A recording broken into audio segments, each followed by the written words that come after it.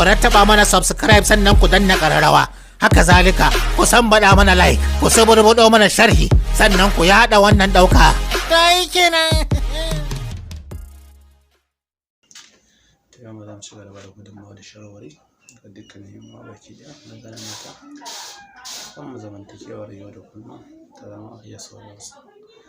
To yau akwai wasu matsaloli su masu fiye da al'umma, saurin ɗaukewar sha'awa kan mutum ka haɗe bakin sha'awa ce da su kwanta su tashi, haka ita zalika ta da kwanta su tashi ba ta sha'awa su ba sha'awa ta. To kaga wannan akwai matsala babba.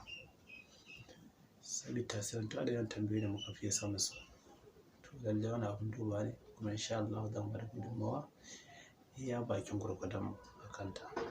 Sai mata da yawa suna yin ƙorafi akan haka, hatta sun kai ma za ka ji jin zafi lokacin mu'amala. Haka zalika shi ma namijin ma dai kawai dai iya ganin ki da kan hoto, to kaga matsala ce. Ko kuma mutum yana fara ji ya ji ta ɗauke gaba ɗaya, to kaga ba ƙaramin damuwa bane. Amma namiji wani sa'in in dai mai lafiya ne kusan wuni iya jin kullum jiya ta sha'awa yar sadi, amma ga karanta ka fara jin wuri kana ji ba ka ji ta akwai damuwa.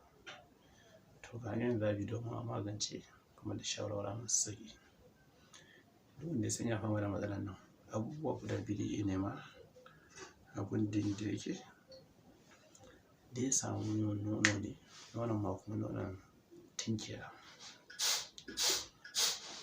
Ka samu ɗanyen tinkiya ka tatse shi misali dama haka nan kamar kofi uku. To in ka same shi kamar kofi uku sai ka ajiye shi, sannan ka samu kanamfari shi ma ka daka shi daidai misali shi ma ka ajiye.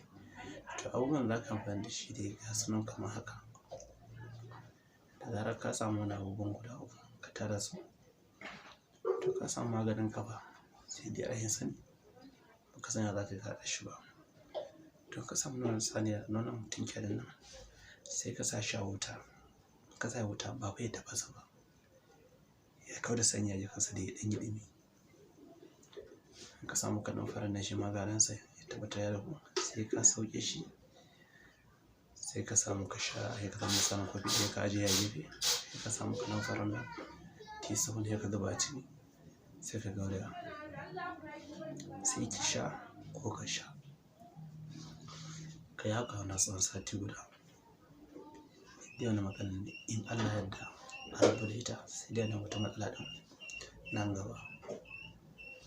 Da fatan dai kun ji kuma kashi sirrin mai sauƙi ne, ba mai wahala haɗi ba. Musamman koya da tinkiya ba wahala da yi ba, ko a makwantan ku za ka zo ka ɗan tatsa, ko a ina ne duk hanyoyin mafi sauƙi inda aka amfani da shi. Da zarar dai kun gwada wannan jarabawa, da zarar ku ɗauka ku rubuta ku ajiye shi domin nan gaba mata da mutane kamar su ta san kayan masu kiran lambar mu kai tsaye, ko kuma su manta su mai sayar da kawo ce sirrin masarfa da mai sadan su ce su kira, ko kuma kira su a duk inda kake a faɗin duniya. Insha Allah kana buƙatar kamar za ka yi samu. Sannan ma da ta da kar a manta da yin like, da yin share, da yin subscribe da sauran al'ummar musulmi.